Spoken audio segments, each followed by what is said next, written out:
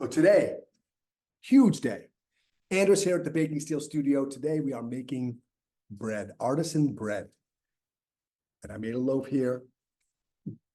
This is gonna be so fun, super easy.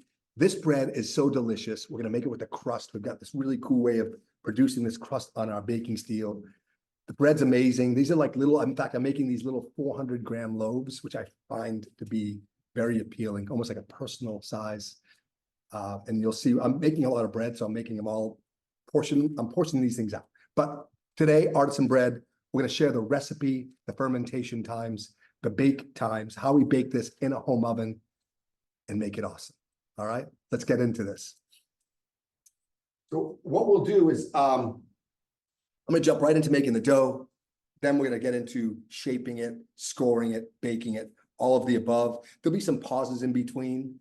We can answer some of your questions. And as always, afterwards, I will try to get to every question that we have. You guys rock. Super grateful to be here with you. Let's do this, okay? I'm gonna change the view. We're gonna make the dough, a 24-hour dough. Let's see how we get a camera editing. It's beautiful, right? So I've got a digital scale here. And I'm essentially making our pizza dough, which is going to be our bread dough. I've pre-measured 500 grams of flour. This is a bread flour from Central Milling, gorgeous. Next, I'm gonna do is add some sea salt. This is just Whole Foods coarse sea salt. You could use fine, you could use coarse, really dealer's choice. I'm going to add 16 grams of sea salt. And then I'm just gonna kind of give this bowl a little shake, give it a little whisk, right? Now I can use different kinds of flours, but I'm using bread flour. Since we're making bread, I want a nice strong flour, so bread. And now for my yeast, we'll put this aside for 1 second so you guys can see. I'm using a micro scale. I'm using Fleshman's active dry yeast, right? Switching this to grams. I put my lid on there and I'm gonna measure, and zero that out, and measure about 1 gram of yeast. Right? You can see how delicate this is. That's like 1 1/10 of 100th of a gram. Minuscule, right? If I put that into my palm, you can see it's about the size of maybe a nickel, right? I like these micro scales because these really help dial that in. And I just type my yeast and drop it right in, and I whisk this around. Cover this up, so I'll close it. Destroy that. My scale back here, because next I'm going to add some water into my mixture here, and I'm going to add about 350 grams of water. Once I whisk this around a bit, I just throw my water right in.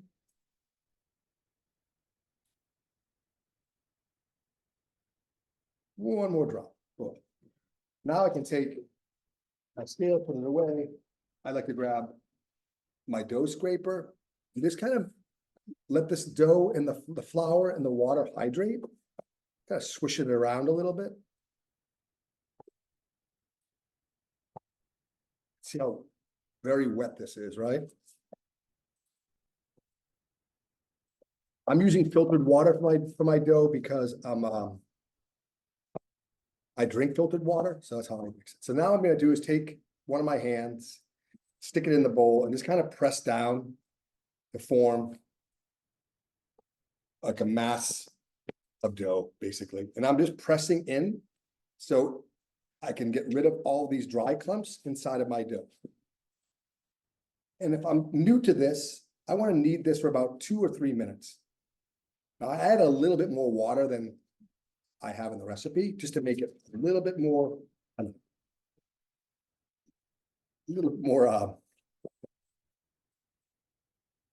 wet, I guess is the word I'm looking for, wet.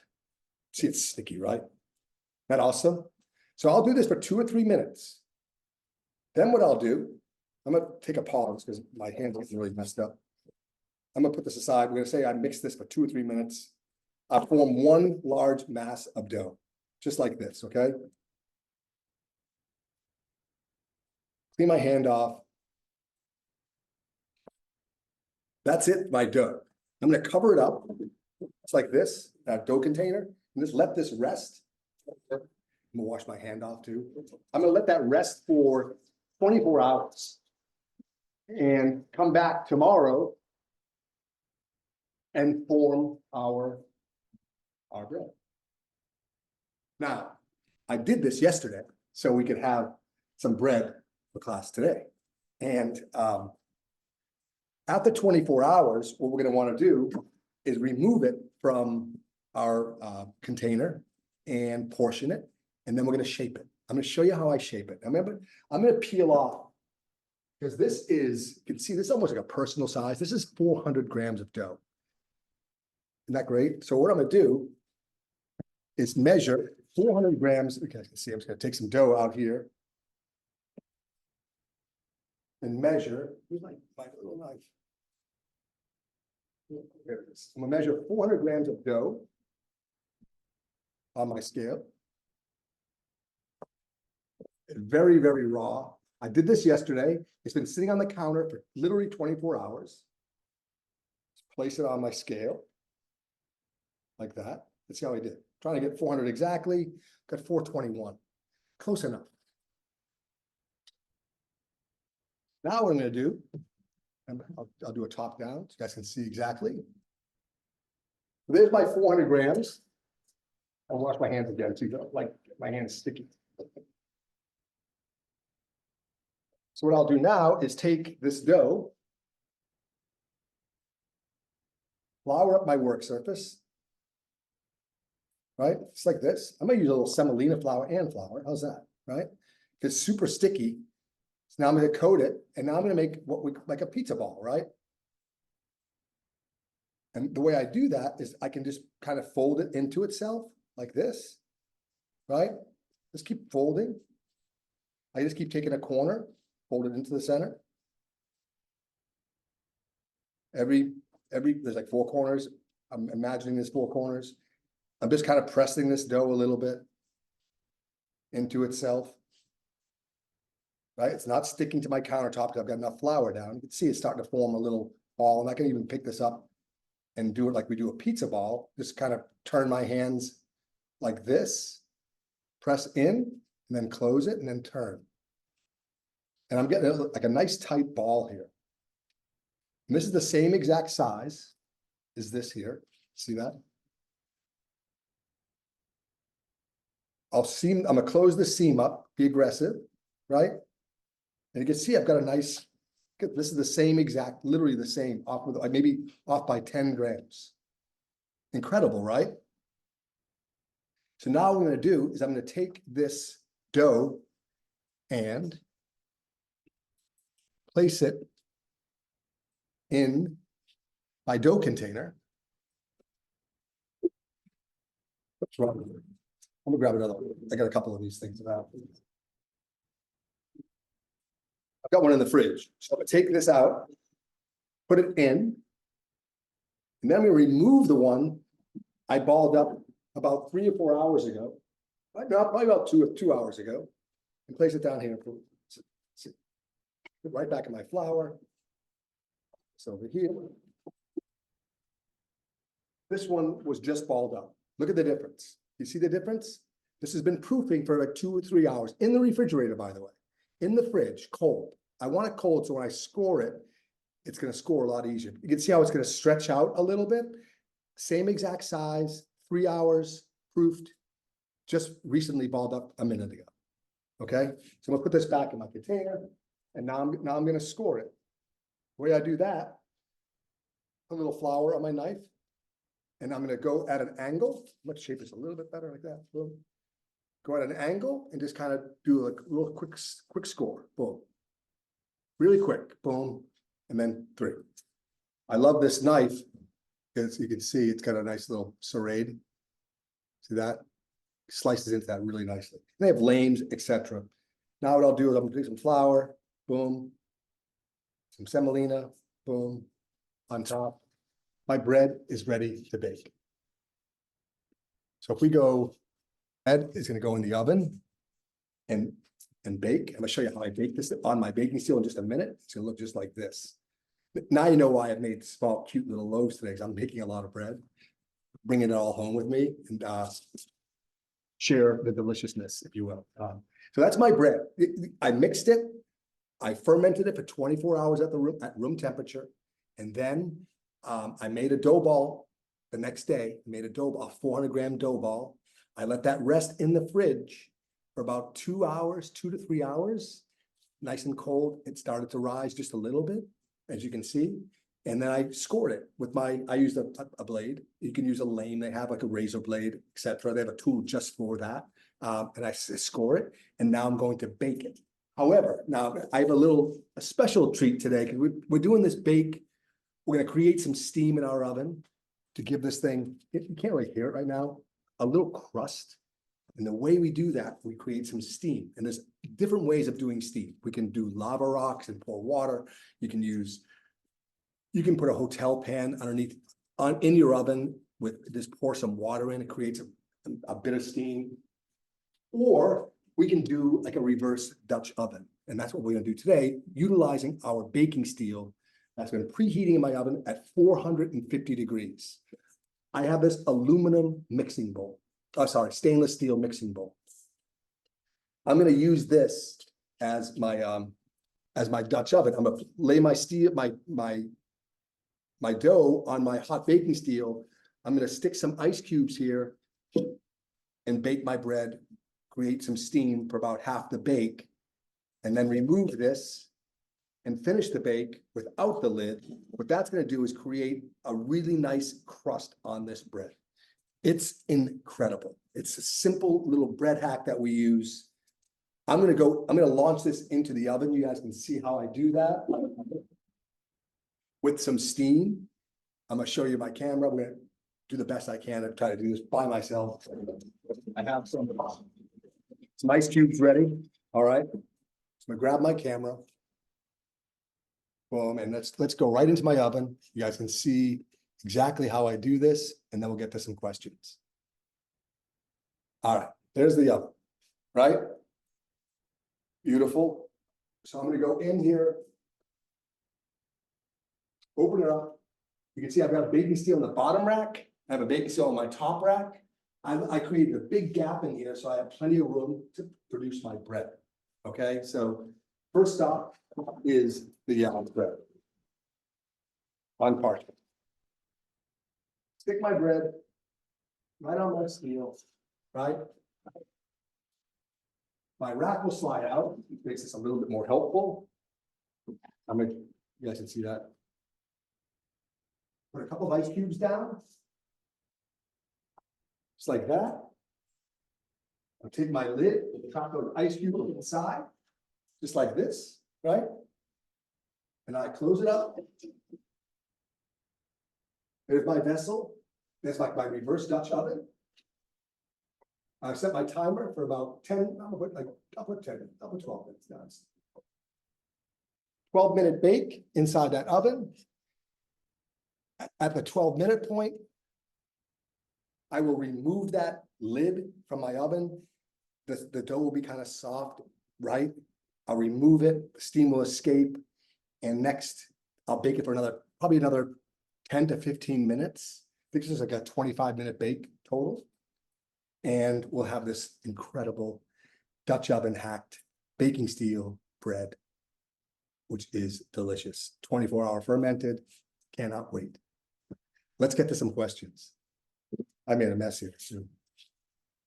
All right, here we go. Can I use a Dutch oven upside? Yeah, so can I use a Dutch oven upside down instead of a bowl? Absolutely. The idea is we're trying to trap some steam inside. Dutch ovens is very heavy. So these aluminum bowls, you can buy them on Amazon. We'll link up to it for literally I think $15 for 3 nice bowls. Actually, they have lids too. So which for other purposes, if you will. They're great. Heat our stone for an hour. Heat our stone for an hour beforehand. Yes, so I preheated the baking steel, in my case 2 hours, because I started my oven at 10 o'clock. Because I had to bake this at 11 o'clock for class today. But 1 hour is adequate to preheat your steel. I I use 450. I'm going to bake this for 450 for 10 to 15 minutes. Then I'm going to reduce the heat to maybe 400 and finish it, if you will. Hope that makes sense. Is that a regular bake or a convection bake? Good question. When I'm using my baking steels and I'm baking, in fact, when I'm baking anything in my home oven, I always use convection. I don't adjust my temperatures at all. I go straight to 450 or 500 on convection and I blast it. And the convection is just a fan in the back of the oven that swirls, distributes even heat throughout your oven. That's why I love it. I don't. Hey, Ron, I did preheat my baking steel for 1 hour, 100%. You need to preheat your steel. Yes, you do. What was between the bread and the baking steel? I used parchment paper. The reason I use parchment paper, I like to sprinkle my bread with a little flour. I make a mess when I make bread. And if I can contain that mess on my parchment, my steels will be nice and clean after the bake. That's why. Can you do a la croûte? Yes, you can. So this would be very similar. The recipe will work for Dutch oven breads. Exactly. What we're trying to do is say, you don't need the Dutch oven. In fact, I can make, this with my baking steel plus, I could make multiple loaves. You don't even really need to use a lid. I just like to use a lid for small loaves. You can also create your own steam inside with lava rocks or water or even just ice cubes, just dropping them in there. We're just trapping it a little bit better using the lid. If I were to use a regular Dutch oven upside down, should we preheat it so it doesn't keep the bread too cool? So are you talking about using the Dutch oven as just a lid? Then you would not need to preheat it first because your steel is going to be nice and hot when your dough hits it. The container, let's see my mixing bowls here. Got a couple of different sizes here. This is a little bit bigger one, right? This is my Dutch oven. I'm just inversing, right? Just putting this right on my steel, like this, and I'm baking my bread, almost like a hotel pan. Very thin, doesn't need to be heavy. Just a nice aluminum bowl. Also great for salads. Right? Caesar salad. What else do we have here? How having an over steam oven, what percent steam and how long before venting? That's a really great question, Andrew. I have an over oven finally, but I have not baked in it. So I am not familiar with the settings and what percentage steam. I will start to do some research when I plug that baby in. I can't wait. But I do know a lot of bread makers with our steel inside are just making killer breads because those Anova ovens are amazing. They create their own steam, which is fascinating. Great ovens. Can't wait to try it out. When do you use your baking steel bracelets? Great question. So this is about, let's call this a 25-minute bake. At 12 minutes, which we might get to in a few minutes, or 10, whatever it might be, I'm gonna remove the lid, okay? And continue baking. After maybe another 10 minutes, I am going to, and I'll show you what I'm going to do, take my bracelets, my baking steel bracelets, right? I put them right on the parchment paper or right on my steel. These can handle 500 degrees at temperature, right? So, and I'll put my loaf of bread right on top. And what that's going to do is allow airflow underneath and continue baking the bread without getting the bottom too dark. There was sometimes you can darken the breads too much. However, the bracelets can handle the heat of the steel. We elevate it, and now we can bake our breads without interruption on the bottoms, right? Beautiful, clean. That's why we like the bracelets. And also, by the way, you can use them as a cooling rack. See, just like that. It's always on my hand. You got a fashion statement as well. I love the bracelets. They're incredibly handy. So I hope that answers that, Vicky. So I put the bracelets under the bread. I hope that answered that for you. I do, 100%. Not always my breads, but if I'm doing a lot of breads and doing a lot of baking, I don't want to burn the bottoms. I'll just be mindful that last like 10 minutes, 5 minutes of the bread can really darken it. And to prevent the bottoms from burning and scorching too hot, the bracelets elevate. Now, if you don't have bracelets, You can use like tongs, metal tongs, something that can withstand the temperature. Let me see if I have them. I do. Look at this. These would not be oven safe because they have a rubberized on them, but you can see it would do similar things, right? I would just take my tongs, put my bread right on my tong and finish the bake that way. You can use utensils like forks, anything that can give it a little bit of lift directly off the steel. Anything will work. Yeah, just make sure it's oven safe. Are you sending the recording? Yeah, hey, Julio, we are.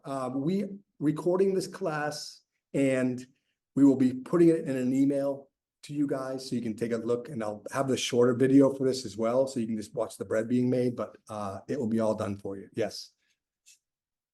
When you leave the dough on the counter overnight, what temperature should the kitchen be at? Stephanie, that's a really great question. Now, this is our studio, so I don't live here. I just come in here to shoot video and bake breads. So I keep the heat down. But when I'm fermenting bread on the counter, I like it around 68 minimum. Too cold, it'll slow down the fermentation almost too much. 68 seems to be a really good number. If you can also take your dough and put it inside your oven and cover it, it's gonna be a little bit warmer, a little better climate controlled inside the oven. Just be mindful that you have something in the oven before you preheat it. I speak from experience. Let's see, with convection, I seem to have air blasted to the back loaf and shape changes. Andrew, so you also, even using convection, the back of the oven is going to be hotter than the front of the oven. When you open that oven up, the heat escapes. The back's going to be a little bit warmer than the front. I do tend to open my oven up during the bake. Like, for example, after this 10 or 12-minute bake, I'm going to take my lid off. I might rotate this once or twice after the lid comes off, just to kind of keep it evenly cooked, knowing that the back is going to be warmer than the front. So you do want to rotate a little bit too. What flour from Central Milling? This is the Central Milling high gluten bread flour, organic. It's phenomenal. Love it. What is the approximate temperature of home during the 24-hour rest once mixed of your homes? About, Janet, 68 to 72 degrees. If I'm baking bread at home where I'm living, my home is pretty much always 68. So it may be warmer, but that seems to be a really nice temperature for the dough to rise and not rise too fast, not be too warm, if you will. And 24 hours is ideal. Yeah, so Brenda, if I have a steam oven, would I set that to about 20%? I do not know that answer. I'm going to explore on my Innova what a good setting would be for the steam. But 20% seems to be like a good number to start with and see what happens. Again, no right or wrong answer. Just creating a little steam is going to be amazing inside. And, maybe take some notes next time you make it. Start at 20 and maybe you can, bring it up to 30. Depends. But again, this has got really nice color. It's beautiful. Man, I can't wait to eat it. Awesome. Thanks, Robert. Okay. What flour are you using and how do I get it? So, Alan, Central Milling flour. It's there. Let's see.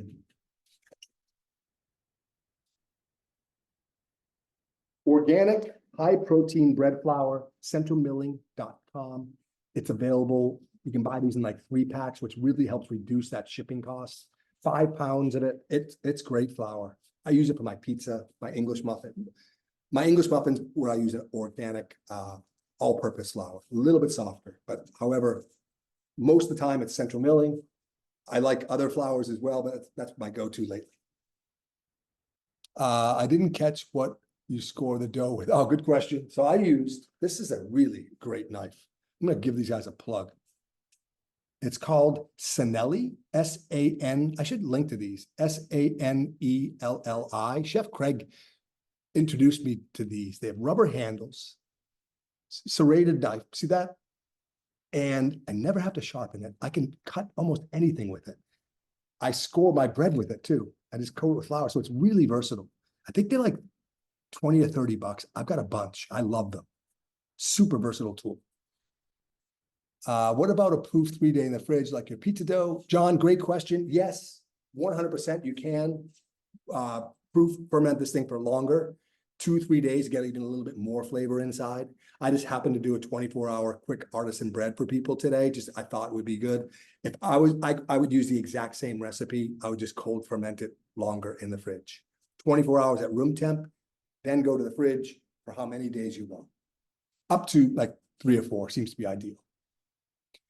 Colleen, what is the temperature of the water? My water is room temperature. Since I'm fermenting at room temperature, I don't really, I'm gonna actually take a pause. Let me get to that in 1 second. Let's go inside the oven. So it's been 12 minutes or 10 minutes. I forget which one, but 10 or 12 minutes. Let's take a peek. I'm gonna remove the, second here. I'm gonna remove this can be tricky too.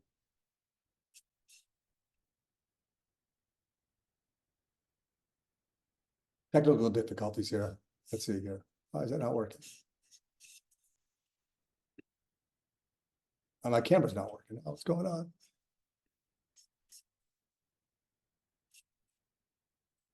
Oh no. There we go. All right, there we go. Let's go inside the oven. Now I'm stuck again. What the heck? Maybe it's not working. You guys not see this?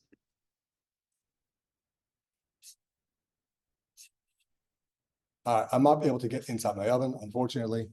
Let's take a pause. All right, I'm gonna go in, try to take my computer inside. See that you guys can see what I'm doing here. Try to get an angle for you. All right, so I'm gonna go inside, remove this lid, show you how I do it. Okay, so I'll open the oven up, slide my rack out. The lid gets really hot, so we need to come up with a handle for one. I use that knife again, slide my handle underneath it, boom. I can feel that steam come out. And now I've got this really beautiful bread. Hasn't got a lot of color yet, that's okay. And I'm gonna bake. I'm gonna drop my temperature down to about 400, 425 first. And I'm gonna get it to, I'm gonna bake it for another 10 minutes.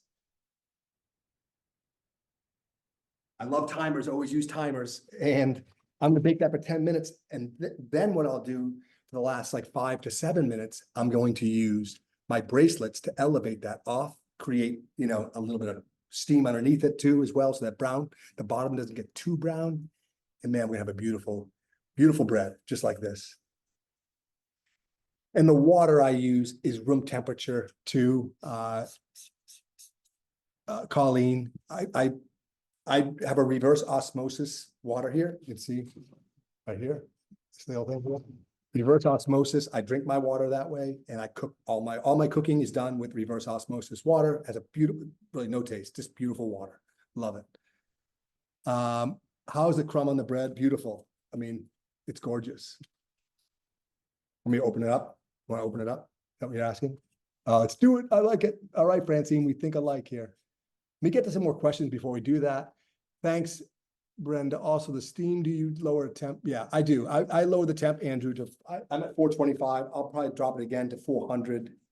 And that's just tribal knowledge of my oven. Before I put my bracelets on the steel, I will drop it to 400, 10 more minutes. And I can go a little darker than this too, if I like, but that's what I did.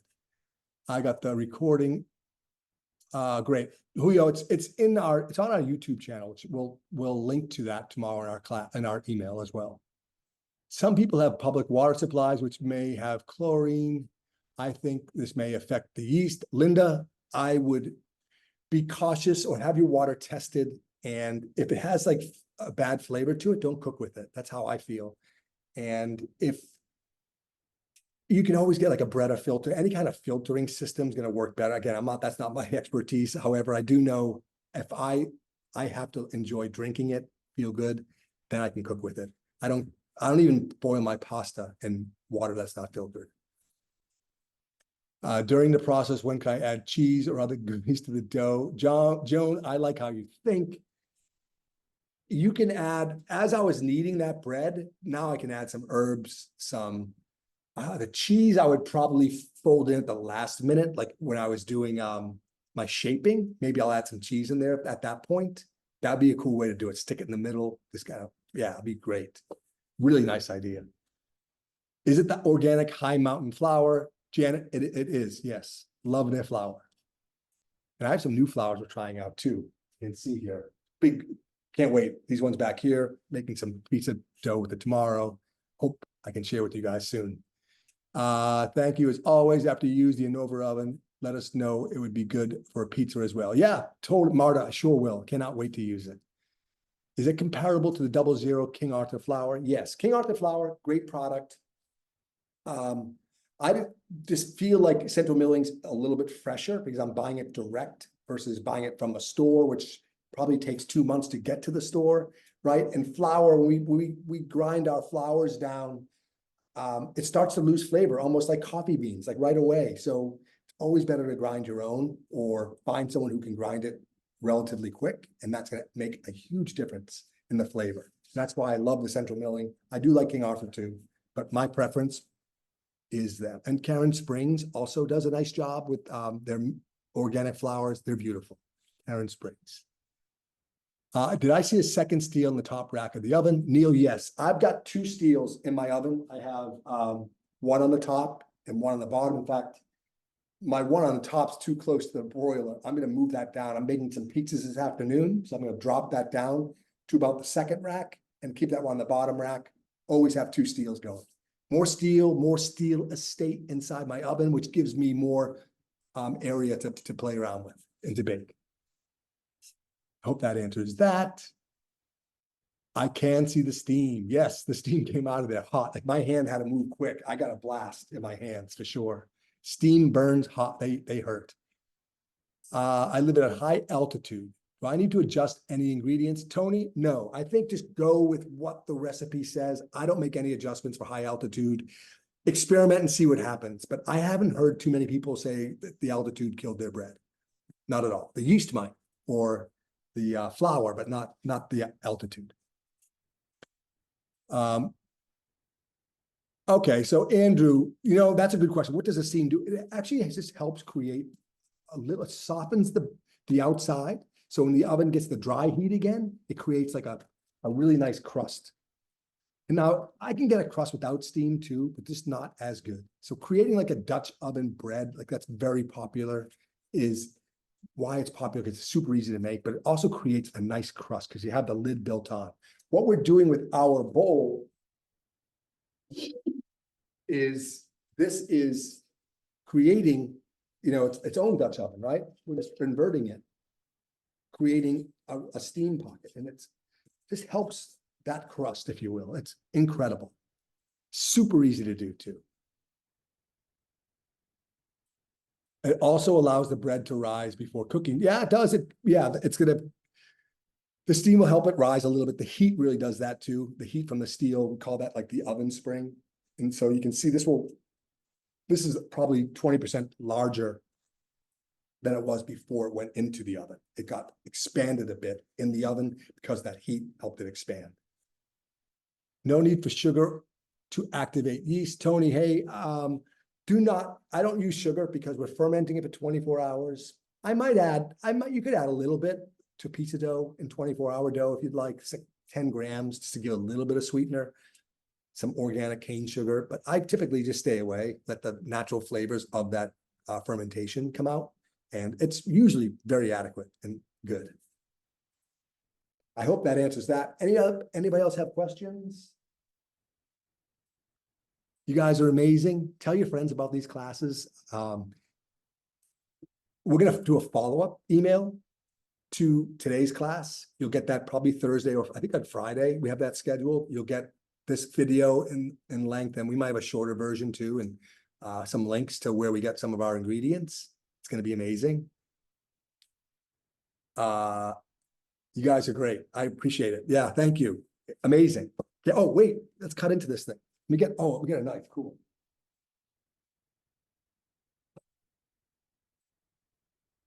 All right, so let me get a bread knife out here. And let's see what I got out here. This one. Yeah, this beautiful knife. This is a Nakano. Look at that. Isn't that gorgeous? Right? Let me get my board. You guys can see what I'm doing here. Boom, my bread. Just slice right into it. You hear that crust? Oh, it's gorgeous. Look at that. Isn't that beautiful? Oh man, it looks amazing. Right? Look at the structures that night. Isn't that gorgeous? It's gonna be so good. My kid's gonna devour that. We're gonna have some fun later on today, doing some pizzas later in the class. Oh, and by the way, we're starting a new video cast called Sauce Talk with Andrus, and it's gonna be weekly show on our YouTube. They have special guests every week and making something cool and just hanging out, talking like just like we do today, but with a live guest. A lot of fun. So get on our email list and yeah, get on those. Oh, butter will be great, and we also have some of this too. Our special guest today, we're doing some work with avocados. So isn't that appropriate? Avocado toast, maybe, right? It'd be so good. Can't wait. Butter, yes, butter, good. Yes, John, saucy. It is great. The aroma, I mean, unmatched. Having fresh bread aroma in your home is off the charts, like nonstop. Can't get enough of it. Thank you guys for being here today. You're amazing. I'm grateful for you. We'll see you, I think in 2 weeks. We can be an amazing class. We have a special guest doing Detroit style pizza. It's going to be off the charts. Awesome. Hope to see you there. Thanks, guys. Andrus out. Thank you.